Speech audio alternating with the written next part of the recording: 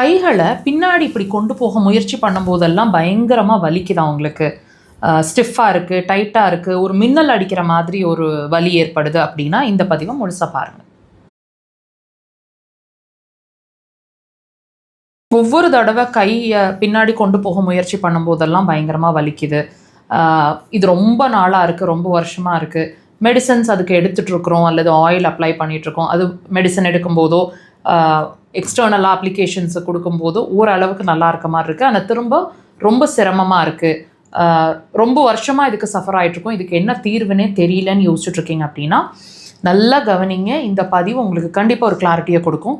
இந்த கைகளை பின்னாடி கொண்டு போக முடியாமல் இருக்கிறதும் ஒரு வார்னிங் சிக்னல் தான். உங்களுக்கு தெரியுமா?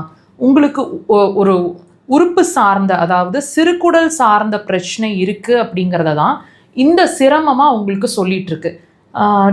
கைகள் தானே பிரச்சனைன்னு சொன்னோம். இவங்க சிறுகுடலை சம்மந்தப்படுத்துகிறாங்களே, எப்படி இருக்கும், இது எப்படி பாசிபிள்னு தானே யோசிக்கிறீங்க. இந்த பதிவை முழுசாக பாருங்கள். நீங்கள் நான் சொல்லக்கூடிய விஷயங்களை வாட்ச் பண்ணிங்க அப்படின்னா இதுக்கும் அதுக்கும் சம்மந்தம் இருக்குது அப்படிங்கிறத கண்டிப்பாக உங்களாலேயே உணர முடியும். உங்களுக்கு கண்டிப்பாக டைஜஷனில் ப்ராப்ளம் இருக்கும். இந்த கைகள் உதாரணத்துக்கு இந்த கைகள் பிரச்சனை அப்படிங்கிறது ஒரு 6 months-ஆக இருக்குது, 1 year-ஆக இருக்குது, மோர் தேன் 1 year-ஆக இருக்குது அப்படின்னா டைஜஷனில் பிரச்சனை இருக்கும். அடிவயிறு ஹீட்டாக ஃபீல் பண்ணிகிட்ருப்பீங்க.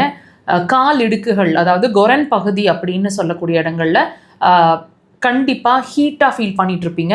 சில நேரங்களில் பாடியில் டெம்பரேச்சர் ஃப்ளக்சுவேஷன்ஸ், உள்ளேயே தலை சூடாக இருக்கிறது, உடம்பு கூலாக இருக்கிறது, மாறி இருக்கிற மாதிரி இருக்கிறது, அல்லது பாடி எப்பவுமே ஹீட்டாகவே தான் இருக்குதுன்னு ஃபீல் பண்ணுறது.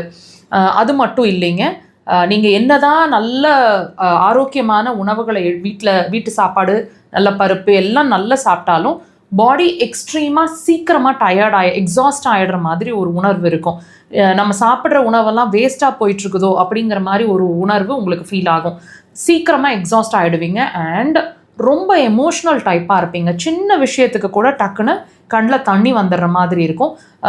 நல்ல விஷயத்துக்கும் சரி உடனே எமோஷ்னல் ஆகிடுவீங்க, கண்ணில் தண்ணி வரும். சின்னதாக சாதாரண ஒரு விஷயம் கேட்டாலும் உடனே எமோஷ்னல் ஆகி கண்ணில் தண்ணி வரும். இந்த மாதிரி எக்ஸாஜுரேட் பண்ணுற மாதிரி ஒரு சுச்சுவேஷனில் இப்போ சமீபமாக இருந்துகிட்ருப்பீங்க. அது மட்டும் இல்லைங்க, டெஃபினட்டாக நான் சொன்ன மாதிரி உங்களோட பாடி ஹீட் டெம்பரேச்சர் ஃப்ளக்சுவேஷன்ஸ் நிறையவே இருக்கும். தயவுசெய்து வாட்ச் பண்ணுங்கள். இதுக்கும் அதுக்கும் சம்மந்தம் இருக்குது. அடிக்கடி கழுத்து பிடிக்கிற மாதிரியும் இருக்கும். ஸோ உங்களோட ஒவ்வொரு விஷயமும் உங்கள் உடல் சொல்லிட்டு இருக்கக்கூடிய ஒவ்வொரு விஷயமும் வியாதி இல்லை, வியாதி இருக்கிறதுக்கான அறிகுறி அப்படிங்கிறத அட்லீஸ்ட் இப்போவாது அண்டர்ஸ்டாண்ட் பண்ணுங்கள். அக்குபஞ்சர் சிறந்த தீர்வாக இருக்கும். இம்மீடியட்டாக உங்கள் கை ரிலீஸ் ஆகிடும். வாட்ச் பண்ணுங்கள்.